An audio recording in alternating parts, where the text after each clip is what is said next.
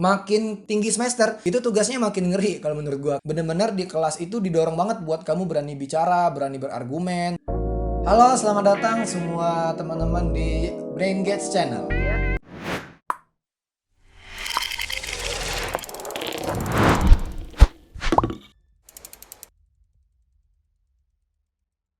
Video ini kita akan bahas tentang jurusan Hukum Unpad. Kebetulan gua kuliah di Hukum Unpad dan harapannya video ini akan membantu teman-teman memberikan informasi tentang jurusan kuliah di Hukum Unpad. Karena kita akui tidak semua anak Indonesia yang punya akses informasi yang baik. Jadi adanya ini bisa membantu teman-teman daerah timur sana, daerah barat sana, nggak hanya teman-teman yang ada di Jawa saja. Oke, kenalin, nama gue Alwi Fajri. Nanti akan gue tag IG gue di akhir. Sekarang kuliah tahun akhir di Fakultas Hukum Unpad Universitas Padjadjaran. Bukan jurusan karena di Unpad kita tidak ada jurusan, langsung fakultas. Oke, cerita masuk gue ke Hukum Unpad sebenarnya cukup unik ya teman-teman. Karena gue bukan dari SMA negeri atau SMA biasa. Gue awal dari pesantren, SMP SMA di pesantren di Aliyah gitu. Jadi ketika masuk Hukum Unpad, one and only jalan buat masuk hanya SBMPTN. Karena di SMA pun jurusannya Timur Tengah atau bisa dibilang jurusan agama lah. Nah, di sana gue belajar, bener-bener belajar sendiri di pesantren. Dulu pakai, tahu ya, platform belajar yang online yang gue beli kasetnya offline, terus belajar sendiri dulu di kamar. Kurang lebih belajar 3 bulan tuh semua materi IPS, sejarah, geografi, ekonomi, sosiologi. Jadi memang cukup beda jalannya sama yang lain. Nah, jalan yang gue tempuh itu SBMPTN. Dan alhamdulillah keterima di Fakultas Hukum Unpad setelah berdarah-darah. Oke, gue masuk Hukum Unpad itu 2017, which is itu 3 atau 4 tahun yang lalu ya. Dan cara masuknya beda, karena dulu gue SBMPTN teman-teman UTBK. Nilai masuknya passing grade-nya mungkin juga beda. Terus ketat nggak ketatnya juga beda. Nah, berdasarkan data tahun kemarin 2020, karena tahun sekarang belum ada datanya, daya tampung di Hukum Unpad itu 160 orang via SBMPTN. Dan yang tes tahun kemarin itu ada 1.766 orang. Maka rasionya adalah 1:11. Jadi kalau ada misalnya 11 orang yang tes masuk Hukum Unpad di SBMPTN atau UTBK, yang keterima cuma 1. Atau yang tes ada 110, yang keterima berarti ada berapa orang? 11 atau 10 orang. Jadi gitu. Jadi bisa dibilang cukup ketat. Lanjut. Oke, kehidupan di kuliah gimana? Gue cukup menikmati ya, karena emang gue pribadinya passion ngambil hukum di ilmu hukumnya. Terus gimana belajarnya? Belajarnya itu ada yang kelas gede, ada yang kelas kecil. Kelas gede itu biasanya yang departemennya nyampur. Jadi di Hukum Unpad itu semester 5 atau di kurikulum yang baru semester 3 kalau nggak salah, itu teman-teman akan dibagi per departemen. Karena kita nggak ada jurusan, adanya departemen atau peminatan. Nah, di Unpad sendiri itu ada 9 peminatan hukum. Nih gue bacain satu-satu ya. Pertama, lingkungan, tata ruang dan agraria. Itu ngurus tata lingkungan. Kedua, hukum pidana. Tahu pidana mungkin udah sering nonton gosip lah ya. Perdata, ini yang tentang masa hutang piutang, itu departemen perdata yang ngurus. Administrasi negara. Ada TIKI. Ini yang cukup unik di Hukum Unpad, yaitu kepanjangan telekomunikasi, informasi dan kekayaan intelektual. Ada ke-6 bisnis internasional, ke-7 hukum internasional, ke-8 hukum ekonomi, dan terakhir hukum tata negara. Gua sendiri departemennya hukum tata negara. Nah, ngambil departemen gimana?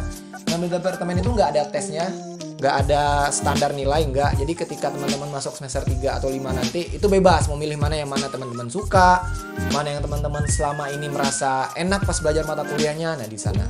Gimana Kak cara taunya aku minatnya tata negara atau internasional? Nah, jadi di awal-awal kuliah tuh teman-teman akan nyobain tuh semua mata kuliah hukum yang dari pidana, perdata, internasional, tata negara. Sehingga ketika teman-teman masuk semester 3 atau 5 nanti udah tahu tuh, oh kayaknya gue lebih senangnya di A, gue lebih senangnya di B atau di C. Gitu ya. Lanjut. Oke, di sini coba gue cerita dikit tentang tata negara ya, karena gue nya tata negara. Bisa dibilang jurusan. Kalau orang nanya, lu jurusan apa? Ya gue bilang gue anak hukum tapi peminatannya tata negara. Jadi bisa bilang ini kayak jurusannya hukum lah, meskipun nggak resmi kayak yang lain ya, cuman peminatan. Kayak tata negara itu intinya kita belajar tentang gimana sih cara ngelola negara dari segi hukumnya. Kan teman-teman udah belajar ya di kewarganegaraan SMP SMA, ada konstitusi, undang-undang, sampai ke peraturan pemerintah, sampai peraturan gubernur semacamnya. Oke, ini gue kasih case misalnya karena lagi pandemi nih, lagi pandemi. Terus gubernur di Unpad kan Jawa Barat ya, Ridwan Kamil. Terus Pak RK ingin menjadikan wilayah Jawa Barat ini sebagai daerah darurat misalnya. Nah, terus kita kaji tuh secara hukum tata negara. Boleh nggak Pak RK sebagai gubernur tiba-tiba mengumumkan lockdown buat Jawa Barat? Nah, secara hukum tata negara itu nggak boleh. Kenapa? Karena dalam konstitusi yang boleh mengumumkan keadaan darurat itu cuma presiden. Jadi caranya adalah Pak RK bikin kajian, laporin ke Pak Jokowi. Nanti Pak Jokowi selaku presiden kepala negara mengumumkan bahwa Jawa Barat di lockdown. Nah, kayak gitu. Jadi seru sih, tata negara belajarnya seru lah kayak gitu. Gimana Kak rasanya di tata negara? Gue senang-senang aja sih, karena gue emang ngambilnya karena senang dan karena passion. Tiap departemen tuh beda peserta, beda anggota. Jadi ada yang satu departemen itu 60-an, 40-an, ada yang sedikit. Departemen gue paling dikit. Terus di Hukum Unpad tata negara, ya kata orang susah sih, tapi gak tau sih, gue enjoy aja sih kayak gitu.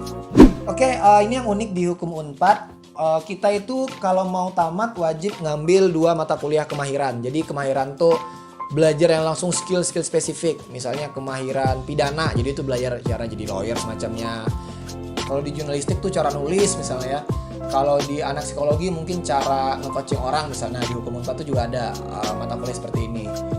Minimal 2. Yang gue pernah ambil tuh ada kontrak nasional dan teknik perancangan peraturan perundang-undangan, karena gue tata negara dan ngambil ke sana. Kontrak nasional tuh kita belajar gimana sih cara nyusun kontrak, cara kerja sama perusahaan. Misalnya gue perusahaan A, perusahaan B. Itu kan nggak ngasal kayak kita beli ke Indomaret doang kan, karena B2B. Jadi itu mesti ada kontraknya. Nah itu butuh skill, bahkan bisa dibilang itu seni lah kata dosen gue. Sama kalau teknik perancangan peraturan perundang-undangan, itu jauh lebih kompleks. Kita belajar bikin naskah akademik. Terus kalau bikin undang-undang ini harus ada kajian sana-sini, terus ada template-nya, gimana caranya pasal 2 dan 3 tidak bertentangan, gimana caranya ada substansi pasal yang tidak redundant alias adanya pengulangan. Nah, itu belajar di sana di mata kuliah kemahiran, dan itu wajib diambil minimal 2. Mungkin ada teman-teman bertanya, Kak Alwi kenapa yang awalnya dari pesantren terus pengen ngambil ke fakultas hukum? Gue pribadi niat ngambil hukum itu karena dulu gue dari pesantren pun senangnya baca politik, sejarah, bahkan baca filsafat. Nah waktu itu gue nyari jurusan apa ya kira-kira yang bisa ngambil 3 hal ini. Ada beberapa opsi, akhirnya gue menentukan pilihan ke jurusan hukum. Apakah itu ngebantu? Ngebantu banget, karena kebetulan gue tata negara itu sangat dekat dengan filsafat sama sejarah sama politik, dan 3 hal itu sangat membantu gue di dalam perkuliahan di dunia hukum, khususnya di tata negara. Nah, Kak gimana Kak? Aku nggak kayak Kak Alwi yang suka politik, sejarah dan filsafat. Itu is okay, karena hukum itu ada 2 teman-teman, ada hukum publik dan hukum privat. Hukum publik tuh kayak kita ngurus hubungan negara dan masyarakat lah, kayak tata negara, pidana atau publik. Dan itu cukup berkaitan, bukan cukup, sangat berkaitan dengan yang namanya politik gitulah. Nah, kalau teman-teman nggak suka politik tuh cocok juga sih di hukum perdata atau hukum bisnis, karena itu langsung ngurus one on one atau dari perusahaan ke perusahaan. Jadi nggak harus lah teman-teman ngambil hukum senang politik. Itu cuman poin plus lah, dan itu akan ngebantu banget di departemen nanti yang teman-teman ambil. Bisa internasional, tata negara, pidana itu yang publik. Kalau yang privat tuh ada kayak bisnis, hukum ekonomi, dan lain. Ya. Oke, fun fact di jurusan hukum Unpad. Dari gue nih, pertama level kehidupannya agak beda. Level manusia kelas atas lah. Jadi anak-anaknya banyak anak orang tajir yang asalnya dari Jakarta dan semacamnya. Jadi pergaulannya cukup metropolitan. Jadi teman-teman yang kayak gue dari pesantren itu cukup harus beradaptasi dengan baik biar bisa masuk dan bisa dapet lah pertemanannya. Karena ke kuliah kita nggak hanya masuk kelas dan tugas doang, tapi juga harus dapat relasi, pertemanan dan semacamnya. Tapi gue pribadi jujur belajar banyak di sana. Itu pertama. Kedua, makin tinggi semester itu tugasnya makin ngeri kalau menurut gue, karena awal-awal tuh cuma disuruh ya silakan kalian baca ini nanti diskusi, atau silakan tulis tentang A, udah gitu, atau nyalin catatan gitu. Nah kalau makin kesini apalagi udah punya departemen, itu tugasnya kayak bikin esai tentang kasus ini ya, minimal ngutip 2 jurnal internasional misalnya, atau bahas kasus ini dan itu minimal 2000 kata. Jadi gue pribadi itu udah biasa aja gitu, tiap minggu nulis 2000 atau 1000-an kata, ada aja tugas dari dosen, terkhusus di departemen gue di tata negara. Jadi harus siap mental lah, makin tinggi semester harus bisa memanage stres lah, karena biasanya anak hukum tuh aktif organisasi juga atau aktif lomba, kuliah juga berat, jadinya harus bisa manage lah, kalau nggak stres lah. Tapi karena gue passion ya lagi-lagi kan, jadi ya udah enjoy aja, nikmati aja gitu. Dan ketiga, yang studi hukum itu nanti akan ada mata kuliah hukum acara, perdata sama pidana. Itu disuruh untuk datang ke pengadilan, mantau persidangan satu kasus misalnya, terus kita pantau satu semester. Nanti tiap datang ke sana kita catat perkembangannya, di akhir nanti kasih kayak semacam laporan gitu ke dosen. Dan itu bareng sama teman-teman. Itu misalnya gue ngikutin pengadilannya yang Bupati Cirebon gitu kan, yang kena korupsi, terus ada kasus penipuan di perdata dan semacamnya. Itu seru banget lah. Jadi itu fun fact di jurusan hukum Unpad menurut gue. Karakter anak hukum nih versi gue ya. Pertama, anaknya santuy-santuy karena kami beban kuliahnya dibilang banyak sih banyak, cuman kayak nggak sebanyak anak-anak kayak anak FK, FKG gitu nggak. Jadi banyak waktu luang, jadi cukup santuy lah. Jadi main-main mah juga ada kayak gitu. Terus anak hukum itu tidak bisa membaca bahasa tubuh ya teman-teman, karena gue dulu pas SMP pernah ditipu tuh. Ada orang bilang, oh saya ini orang hukum, saya bisa membaca bahasa tubuh kamu. Dan setelah gue belajar di hukum dan gue tanya ke jurusan-jurusan hukum di kampus lain, nggak ada tuh belajar body language. Jadi jangan kira ya orang hukum mentang-mentang dia hakim misalnya terus bisa ngebaca kalau kamu bohong atau enggak. Itu enggak, kecuali mungkin karena dia udah hakim terus dia punya pengalaman yang tinggi dalam menghadapi orang. Nah di sana tuh muncul skill-skillnya. Jadi nggak ada ya, itu bohong lah menurut gue. Terus yang terakhir, kelebihan anak hukum dibanding lain menurut gue di bicaranya. Karena bener-bener di kelas itu didorong banget buat kamu berani bicara, berani berargumen, berani menyampaikan pendapat. Itu jangan takut. Jadi anak hukum rata-rata, bahkan mungkin semuanya itu kalau untuk ngomong itu lancar lah depan umum, atau ngomong depan forum. Mungkin ngomong di vlog ini juga lancar karena udah biasa ngomong di kelas, nyampein pendapat, berdebat. Bahkan tidak suatu hal yang salah ketika punya pendapat beda sama dosen. Itu biasa aja di dunia hukum, karena pernah dibilang jika 3 sarjana hukum berkumpul maka akan muncul 10 pendapat. Nah kayak gitu. Jadi di dunia hukum kita biasa aja beda pendapat, is okay. Jadi gitu menurut gue karakter anak hukum yang unik di mata gue. Dosen gue pernah bilang, kalau kamu gak suka matematika berarti kamu cocok di jurusan hukum.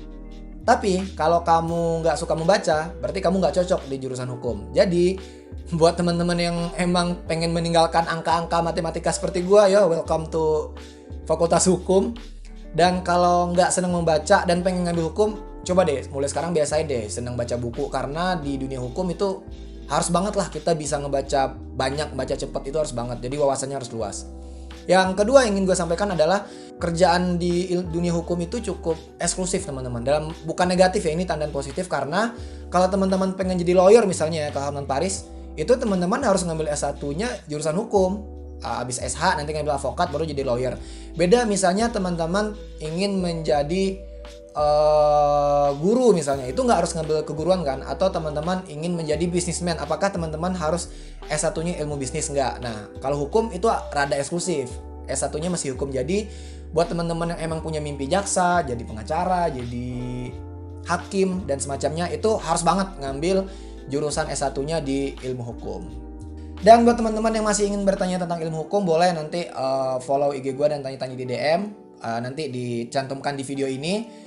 Juga buat teman-teman yang masih bingung dengan passionnya dan life goalsnya, gue juga sering isi konten IG di nama akunnya Literologi. Nanti juga akan ditulis di video ini dan dikasih linknya di bawah. Segitu teman-teman dari gue Alwi. Dan selamat berkembang, selamat memilih jurusannya. Semoga teman-teman sukses dengan pilihan hidupnya.